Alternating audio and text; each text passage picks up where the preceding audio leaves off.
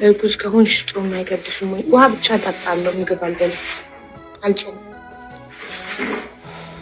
ተውኳት እንበልና ከሌላ ሰው ሆና ካየኋት የሚሰማኝ ቁጭት አስበዋል። ስማኝ፣ አንተ የምትቆጨው ብቁነት ከማይታያት ፍቅረኛ በመቆየትክ እንጂ ራስክን አክብረክ እሷን ላንዴና ለመጨረሻ በመተወክ አይደለም።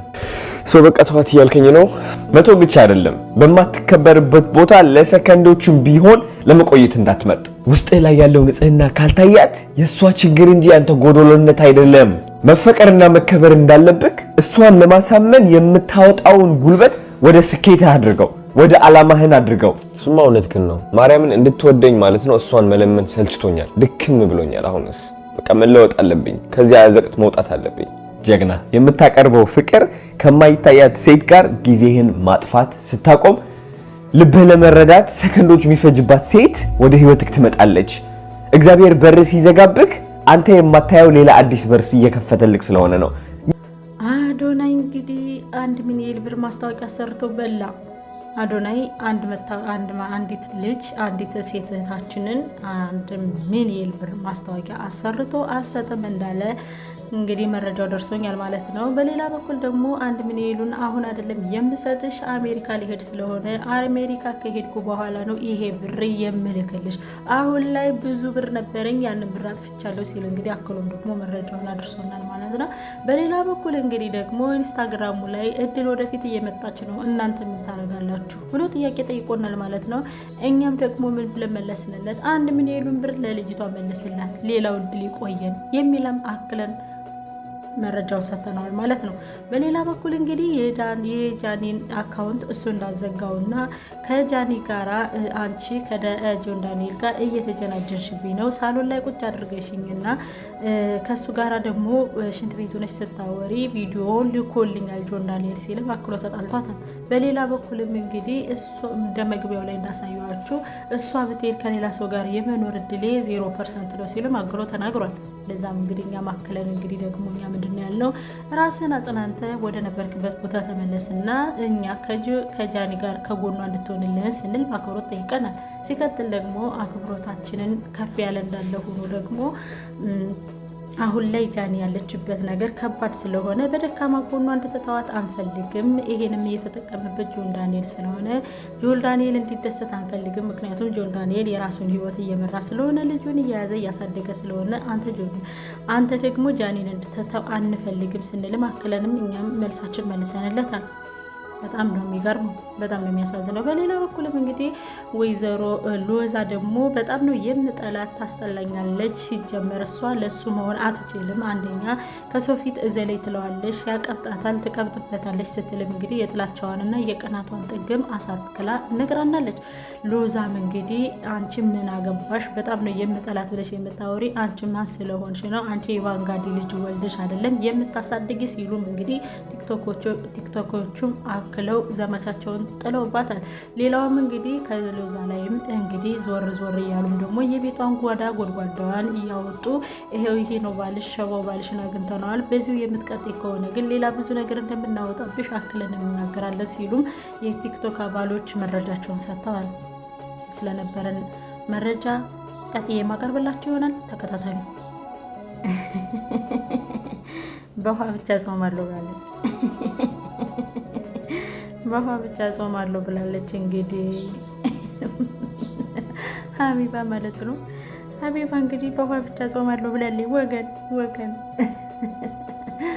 ዛሬ እንግዲህ እንደሰማችሁት መግቢያው ላይ እንዳያችሁት አዶናይ ትንሽ በሷ በማነው ስሟ ለመለያየቱ ልቡ የተሰበረ ይመስላል ማለት ነው። በጣም ልቡ ተሰብሯል፣ በጣም አዝኗል ማለት ነው።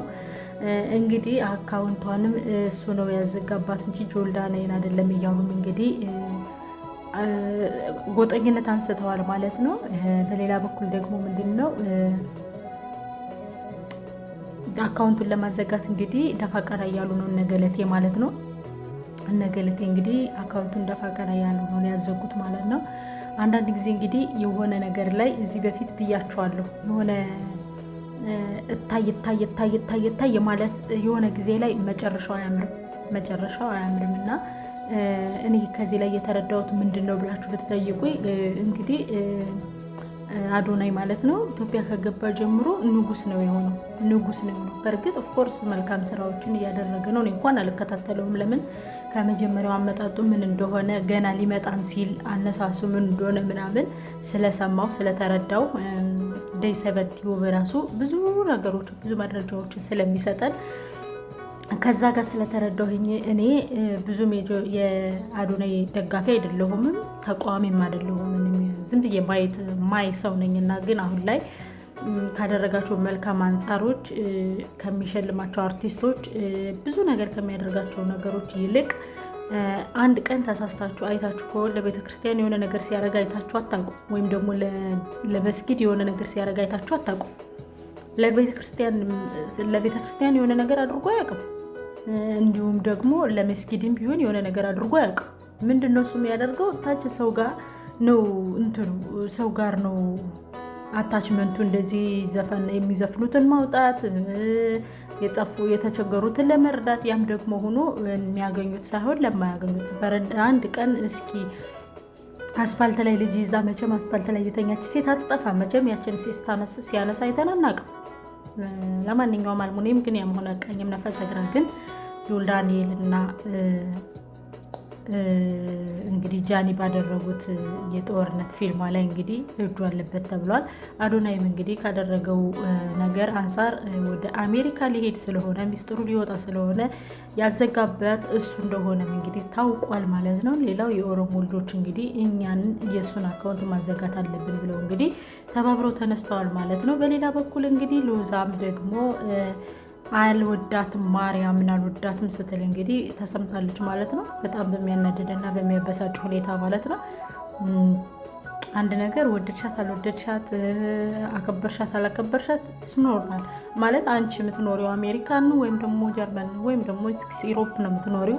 እሷ ግን ኢትዮጵያ ውስጥ ነው የምትኖረው። አንደኛ ነገር። ሁለተኛ ቲክቶክ ሰርታ ነው ለእናቷ ቤት ሰርታ ከአዲስ አበባ ይዛቸው የመጣችው ከኦሮሚያ ክልል።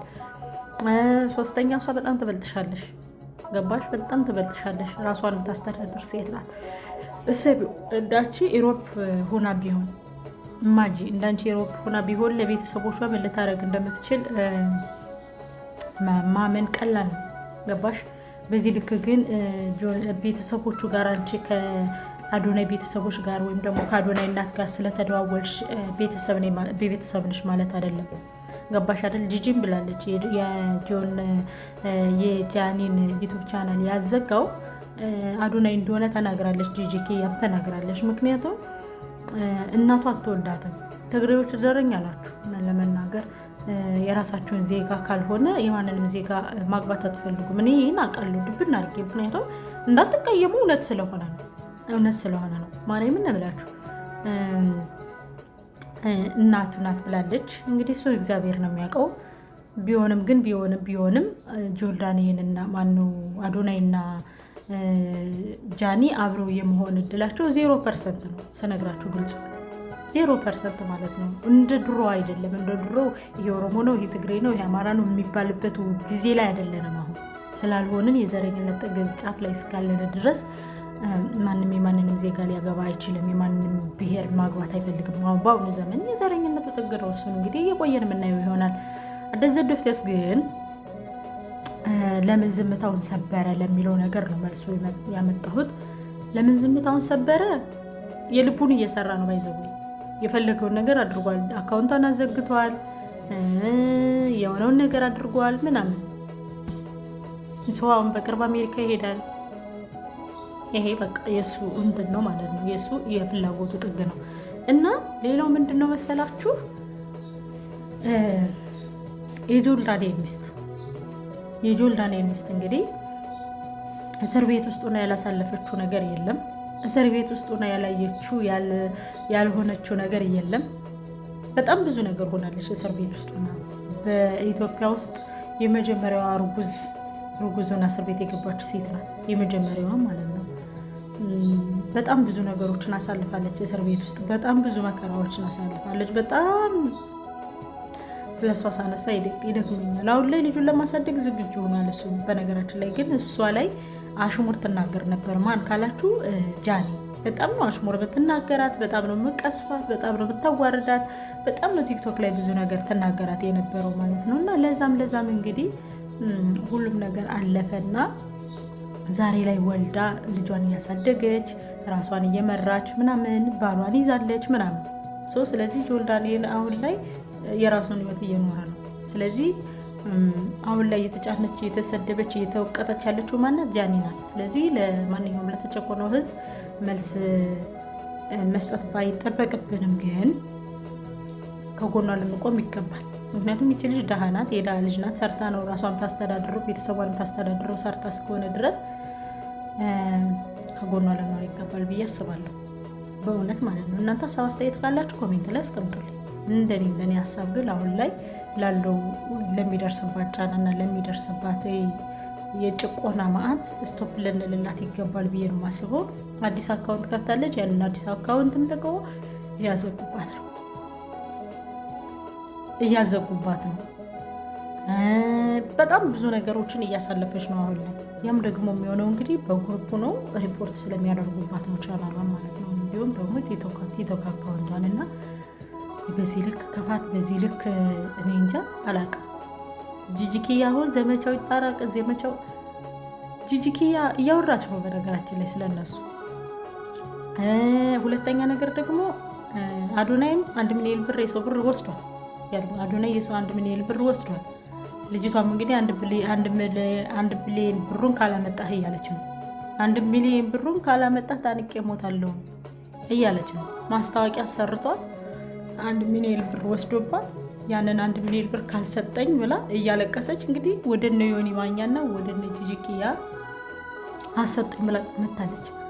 ይህም ደግሞ የሆነበት እሱ ወደ አሜሪካ ሊሄድ ስለሆነ የግድ የልጅቷን ብር በልቶ ነው መሄድ ያለበት፣ የግድ ማለት ነው።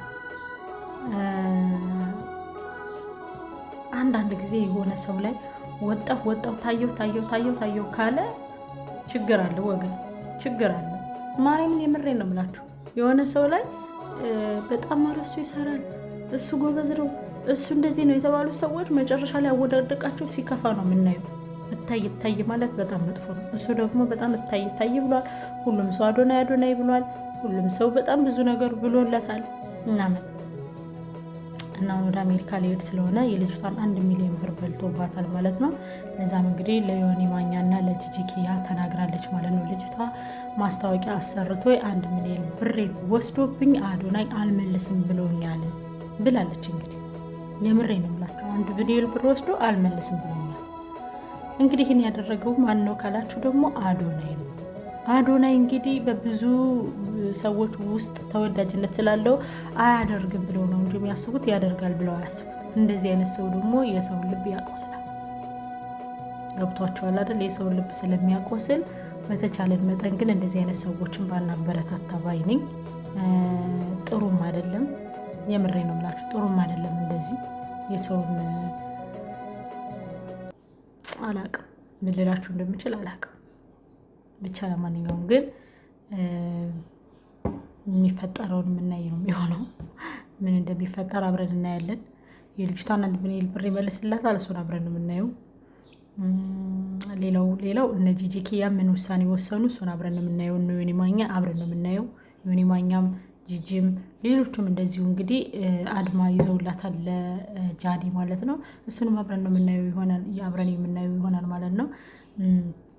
ላይክ እና ሼር ሰብስክራይብ ያደረጋችሁ ቤተሰቡ ነኝ ማለት ነው። ቤተሰቦች እንቀጥላለን እናያለን ብዬ አስባለሁ። በእናታችሁ ላይክ አድርጉልኝ፣ ደግሞ ሼር አድርጉልኝ።